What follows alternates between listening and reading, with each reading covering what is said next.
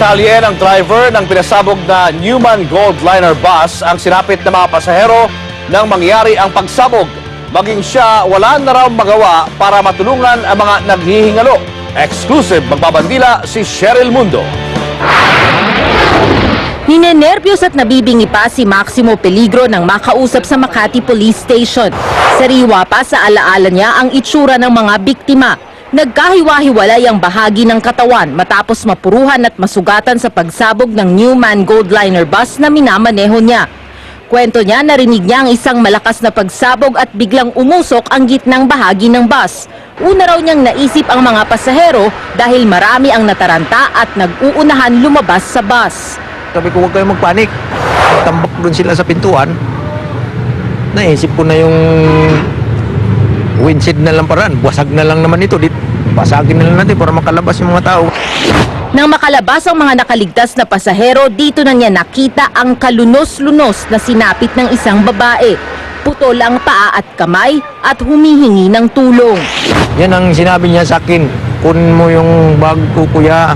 Tawag sa kamag-anak ko. Binuot namin sa labas. Pagdating sa labas, hindi na. Gulay na. Bakas pa sa damit at sapatos ni Maximo ang dugo ng mga biktima na tinulungan niya. Nginginig pa ako nun sa... Nakita ko nun sa... Sa on the spot, wala. Wala pang namatay doon. Ngayon, siyempre, pagdala sa ospital, ano na siguro yun, yung doon na sa daan, siguro inabot pa ng traffic.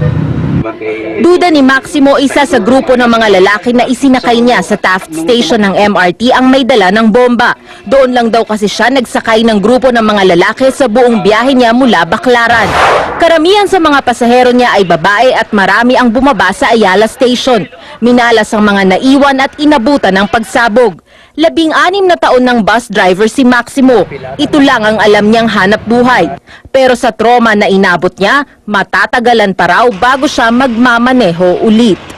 Para sa Bandila, Cheryl Mundo. Binaha ang malaking bahagi ng Metro Cebu dahil sa malakas na ulan kaninang umaga. Sa taas ng baha, may mga natrap sa kanilang mga bahay at mga sasakyang lumubog. Mula sa Cebu, magbabandila si Rico Lucena. Ilang minuto matapos ang buhos ng ulan, nalubog sa baha ang malaking bahagi ng Cebu. Sa Impapawid, kita ang lawak ng baha. Nalubog sa tubig ang ilang sasakyan at nagkabuhol-buhol din ang traffic. Sa barangay Subangdako sa Mandaue City, hindi na nakalabas ng bahay ang mga residente. Matagal na kami nagrereklamo sa barangay. Walang nangyayari. Magtiis na lang daw kami. Si Mang Etcheng nagsuot pa ng life jacket. Sobrang taas ng tubig. Hanggang ulo ng taas ng tubig. Na-trap din sa loob ng bahay ang isang lola na inabot pa ng 2 oras bago nailigtas. Sa Cebu City, baha rin sa Puente Osmeña at Colon area at maging sa sementeryo. Sinuspinde ang ilang klase sa lungsod. Sa padala ng Bayan Patroller na si Tonyo Amante LS20, makikita ang malaundoy na bahang naiwan sa kanilang lugar. Ang isang kotseng ito tuluyan ng lumubog. Sa kabila naman ito, may mga naglakas loob pa ring lumusong sa baha.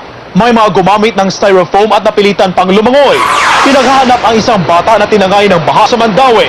Inaalam na rin ng mga otoridad ang halaga ng pinsalang dulot ng baha. Para sa Bandila, Rico Lucena.